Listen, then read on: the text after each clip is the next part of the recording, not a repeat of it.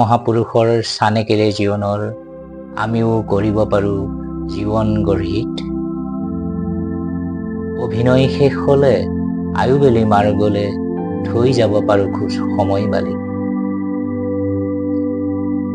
নমস্কাৰ বন্ধুসকল, YouTube channel মন্থনলৈ আপোনালোক সকলোকে উষ্ম সম্ভাষণ আৰু স্বাগতম জনালোঁ।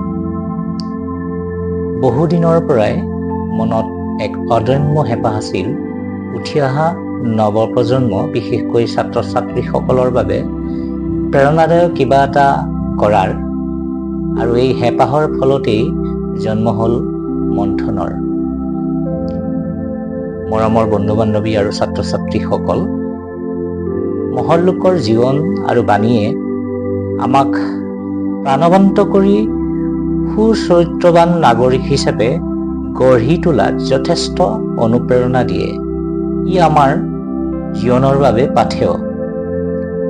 মন্থনৰ প্ৰথম ছিৰিজত সেইবাবে নব্য ভাৰতৰ নিৰ্মাতা, দেশপ্ৰেমিক আৰু মহান বিশ্ববৰেণ্য আধ্যাত্মিক গুৰু স্বামী বিবেকানন্দৰ জীৱনৰ মন পৰশা ঘটনাৰ মাজেদি আগবাঢ়িলোঁ।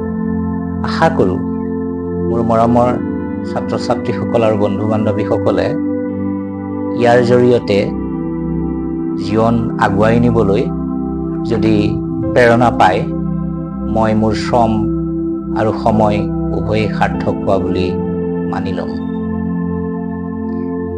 বন্ধুসকল, স্বামী বিবেকানন্দৰ সন্ন্যাস জীৱনৰ পূৰ্ব নাম আছিল নৰেন্দ্ৰ নাথ দত্ত। তেওঁৰ জীৱনত মাৰ যথেষ্ট অৱদান আছিল। তেওঁৰ মাকৰ নাম আছিল ভুৱনেশ্বৰী দেৱী। তেওঁ এগৰাকী আছিল মহীয়সী নাৰী। স্বামীজীয়ে সেইবাবে পৰৱৰ্তী কালত বহুবাৰ কৈছে, মোৰ জীৱনৰ বিকাশৰ বাবে মই মোৰ মাৰ ওচৰত সদায় ঋণী। আৰু তেওঁৰ শিক্ষা দিয়া পদ্ধতি এক অদ্ভুত আছিলে। সেয়া আমি স্বামীজীৰ সৰুকালৰ এটি ঘটনাৰ মাধ্যমেৰে বুজি পাম। ভূগোলৰ ক্লাছ আছিলে, আৰু ভূগোলৰ ক্লাছত নৰেন্দ্ৰ নাথে এটি সঠিক উত্তৰেই দিছিলে। শিক্ষক মহাশয় ভাবিলে নৰেন্দ্ৰ নাথৰ উত্তৰটো সঠিক হোৱা নাই। তেওঁ খং উঠিলে আৰু নৰেন্দ্ৰক বেতেৰে প্ৰহাৰ কৰিছিলে। নৰেন্দ্ৰই বাৰে বাৰে কৈছিলে, মহাশয়, মোৰ ভুল হোৱা নাই, মই সঠিক উত্তৰেই দিছোঁ। কিন্তু ইয়াত শিক্ষক মহাশয়ৰ আৰু বেছি খং উঠিছিলে আৰু তেওঁক নিৰ্দয়ভাৱে প্ৰহাৰ কৰিছিলে। সৰু ল'ৰা ঘৰলৈ আহি কান্দি কান্দি মাকক সকলো কথা বিৱৰি কৈছিলে।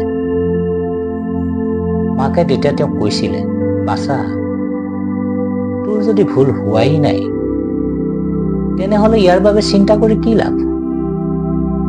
সদায়ে যাক সত্য বুলি ভাবিবি তাকেই দৃঢ়ভাৱে কৰি যাবি। মাকৰ এই উপদেশৰ পৰিপূৰ্ণ ৰূপ পিছলৈ নৰেন্দ্ৰ নাথে দেখিছিল তেওঁৰ গুৰু শ্ৰী ৰামকৃষ্ণ পৰমহংসদেৱৰ ভিতৰত।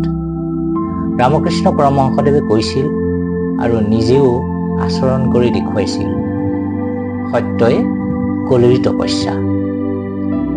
মা আৰু গুৰুদেৱৰ উভয়ৰ ভিতৰত এই সত্যনিষ্ঠাৰ যি পৰাকাষ্ঠা দেখিছিল, তাক নিজৰ জীৱনৰ প্ৰতিটো পদক্ষেপতেই স্বামী বিবেকানন্দই বাস্তৱত ৰূপায়িত কৰিবলৈ যত্ন কৰিছিলে। পৰৱৰ্তী কালত সেইবাবে জগতে শুনিছিল এই মহান দেশপ্ৰেমিক সন্যাসীজনৰ পৰা এক বলিষ্ঠ বাণী। সত্যৰ বাবে সকলোখিনি ত্যাগ কৰিব পাৰি, কিন্তু কাৰো বাবেই সত্যক ত্যাগ কৰিব নোৱাৰি। মৰমৰ ছাত্ৰ ছাত্ৰীসকল আৰু বন্ধু বান্ধৱীসকল, আশা কৰোঁ এই কাহিনীটোৱে আমাক তেওঁৰ জীৱনৰ ঘটনা, সঁচা ঘটনা, আৰু এই ঘটনাটিৰ মাধ্যমেৰে আমি যথেষ্ট অনুপ্ৰেৰণা পাম। আৰু আমি যদি সত্যক ধৰি ৰাখোঁ, ভৱিষ্যত জীৱনত আমি একোজন সুনাগৰিক হৈ প্ৰতিষ্ঠিত হৈ দেশ আৰু জগতৰ এক প্ৰেৰণাদায়ক উৎস হৈ থাকিম।